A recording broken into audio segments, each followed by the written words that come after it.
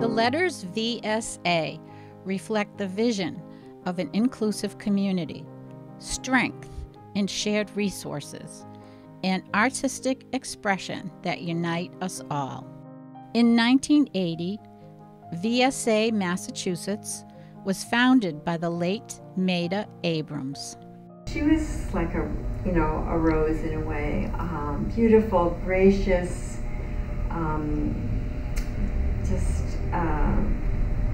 holding her head up to the sky and the sun. But at the same time, if you failed to measure up, she was a bit thorny, and you didn't want to mess with her.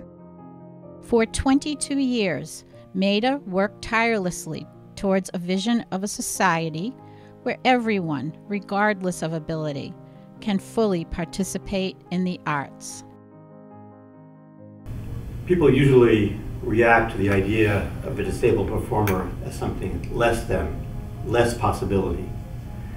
I try to use this example as a way to explain and resonate why that thinking can be so wrong. Imagine a Renaissance painter who gets up one morning and discovers a new color on his palette. And imagine all the different and varied new shades and colors and forms of expression he can utilize with that new discovery, that new color. That's what performers with disabilities represent, an opportunity for a whole new universe of possibilities, of movement possibilities, of artistic expressions. So it's a situation of more than, not less than. When I was 2 years old, I even couldn't sit, and my dad and my mom, they never really gave up. I made a lot of progress through my father's help and the physical therapy, and so I become more independent, stronger, and those experiences really inspired my work. My professor asked me, why you want to do something it seemed to be impossible, because they are so fragile, they are so easy to break, and it's only like 20% of them can survive from the kiln through the firing. I said I just want to make something, it seemed to be impossible, but I want to make it possible. The reason we strive to feed and clothe and shelter is to give people the opportunity to be touched by something beautiful, the opportunity to create and to dream. Yes, we must feed the body, but we must also feed the soul. That's what makes us human. The arts, it's so important at this school, especially for our students with disabilities, in that it gives them another way to shine and to perform and to really show what they're strong at, and another way to express themselves. It also makes a difference for us as educators, because it opens up a door of imagination and creativity in children that you might not traditionally see. VSA Massachusetts has transformed teaching and learning at the Henderson School. We have learned the power of the arts not only in helping children with and without disabilities get along, interact, and have meaningful participation together. We did a musical, Mary Poppins, and there was 2 students in the performance that were on the spectrum, and one of the students was nonverbal and hadn't spoken for years and years, and the teachers had said, you probably won't be giving a speaking role to this particular student, but you include the students in the performance. And I remember we were working on the song Feed the Birds, and we gave her the microphone, and she sang in a very soft voice but beautifully on pitch, Feed the Birds, and it was for the entire auditorium here. She sang it beautifully from beginning to end, and the audience, I just remember the vibe of the audience here at the Henderson. It was just like, oh my God, did that just happen? It was unbelievable.